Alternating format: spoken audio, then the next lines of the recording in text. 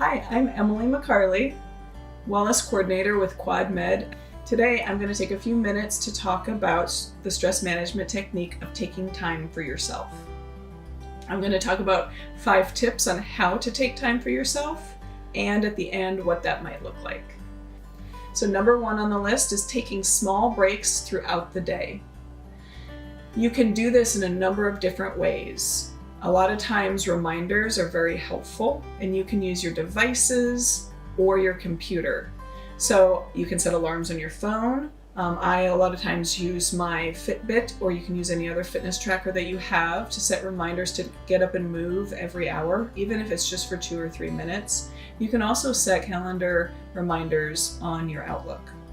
Number 2 is scheduling quiet time during the day, especially if you have kids, but this is beneficial for both adults and kids. Oftentimes we don't take breaks, and making sure that you do have quiet time where the mood is a little more mellow or devices are shut off, even if it's just for 10 to 30 minutes. But it is important, especially if it's more than just you, to establish what the expectations are during that quiet time. Number 3 is schedule and coordinate time for yourself with other people in the house, especially if it's 2 parents in the house and you have young children, which is my case. You have to make sure that you schedule it and then actually take it, which means you might have to set a timer to make sure that you don't cut that time short. Number 4 is really pay attention to your emotions. And an easy way to do that is to think of your emotions in 3 color zones: green, yellow, and red. So green zone, you're feeling relaxed, you're feeling mellow, you feel like, I got this whole adulting thing down.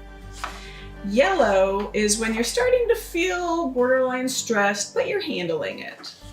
And then red is when you're feeling stressed, you're at your max, you're not handling it well, and possibly you're about to snap. So if you can categorize what you're feeling at any moment into one of these zones, green, yellow, or red, then you can really figure out what you need and ask for that. Number 5 is establishing a safe space in your house for you to go if you're either in the yellow or the red zone. If you're in the yellow zone, it can prevent going into the red zone, but if you're in the red zone, it can be a really safe space, and it has to be a space that you feel comfortable to make sure that you can work through those emotions to get back to a space of the green zone. And a few tips around creating a safe space is everybody in the house can have their own safe space that they choose, and making sure that you choose to go to those safe spaces. You're never forced to go into them, and you are there for as long as you need to.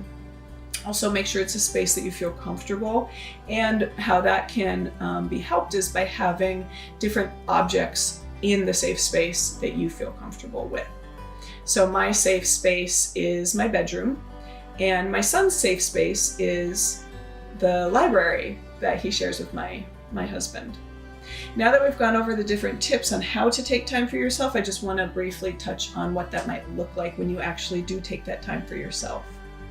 So exercise is one of my favorites because I love exercise, and that's a good stress reliever in and of itself. But if you're not somebody who enjoys exercise, even going for a brief walk, doing relaxation techniques like meditation, prayer, yoga, tai chi, deep breathing, stuff like that.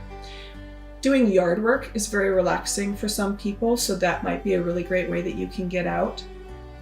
Reading or crossword, Sudoku, word search, anything like that, as well as just something that you enjoy as a hobby.